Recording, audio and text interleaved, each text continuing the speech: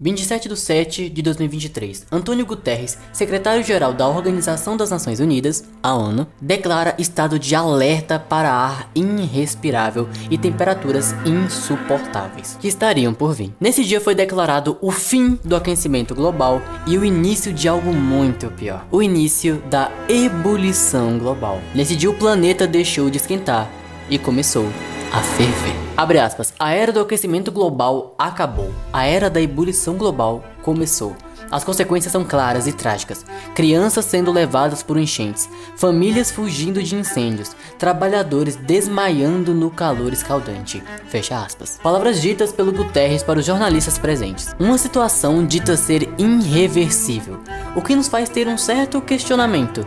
Seria esse o início do fim da humanidade que conhecemos? Diferentes indicadores independentes mostram que a temperatura média global vem subindo desde o ano de 1850, uma elevação de 1,1 grau até os dias de hoje, que aparece em um padrão claro. Olá pessoas, eu sou o Solarian, o seu próximo youtuber favorito, e hoje o vídeo é meio diferente, de um assunto bem sério que poucas pessoas sabem 100% sobre ele. Sejam muito bem-vindos, ou nem tanto, à ebulição global, a nova era do nosso planeta. Mas Solarian, qual seria a diferença de aquecimento para ebulição global? Mesmo que ainda seja um pouquinho óbvio, eu vou explicar essa pra vocês. O aquecimento global era o termo antigo usado para falar dos efeitos que estavam gerando mudanças climáticas no mundo inteiro. Porém, infelizmente, o processo foi acelerando cada vez mais até eles mudarem para a chamada ebulição global. Pense que a Terra estava de boinha ali, aí o ser humano pegou a Terra e colocou em uma panela e começou a aquecer. Agora ela tá começando a ferver, entrando em estado de ebulição. E chega a ser tão, mas tão alarmante que não é mais ser dramático se eu disser que estamos caminhando para o fim do mundo. O fim da humanidade como a gente conhece. No dia 11 de março, um sábado, o Rio de Janeiro vivenciou o verdadeiro inferno. Praias lotadas, pessoas passando mal.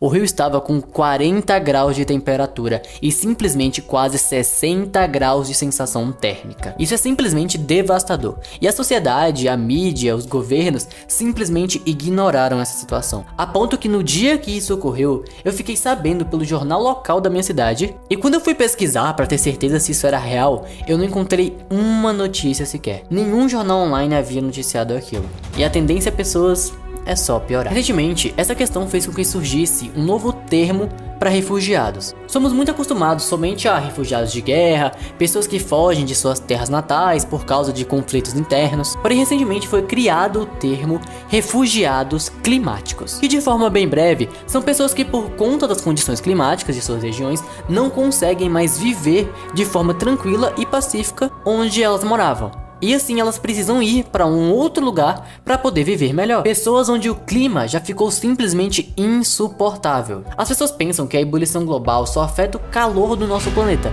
Porém, não. Além de aumentar a temperatura do planeta, isso influencia em fenômenos naturais como tornados e enchentes, secas e, claro, o calor insuportável. Mas afinal, Solarian, de quem é a culpa de tudo isso? A gente tem a ideia de que a culpa é nossa. E nossa eu digo de nós, cidadãos comuns. Sendo que necessariamente não é sua a maior parte da culpa. Porque as pessoas que realmente têm a maior parte da culpa disso não estão nem sequer sofrendo essas consequências. Elas não sabem o que é passar esse calor.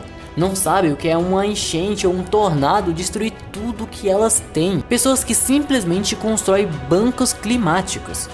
Vocês entendem a gravidade disso? Pessoas que sabem o que estão fazendo e ao invés de mudar, preferem só se adaptar a tudo isso. Donos de grandes empresas, agropecuários, pessoas que sabem quanta poluição elas produzem, quanta água elas gastam. Normalmente a gente é ensinado a coisas um pouquinho idiotas, como desliga a torneira enquanto você escova os dentes para poder economizar a água do mundo.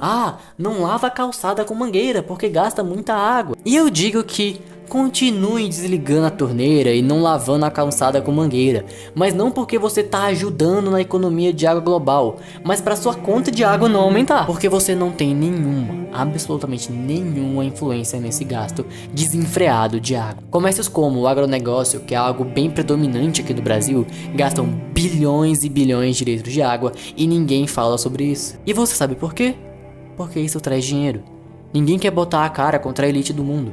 São pessoas que estão só se beneficiando disso e não tem ninguém para enfrentar esse problema. Eu trouxe essa conversa não com o intuito de levantar uma revolução, afinal não tenho alcance para isso, mas para poder ter na minha consciência de que eu pude tentar informar essa pequena parcela de pessoas que me acompanham, já que a maioria das pessoas que me assistem tem entre 18 e 20 anos. A única maneira de tentar resolver esse problema é com as eleições. Prefeitos de diversas cidades aí estão para ser eleitos. E mesmo que você não goste de política, escolha bem o representante da sua cidade. Tente ao menos ter influência na mudança do espaço que você vive.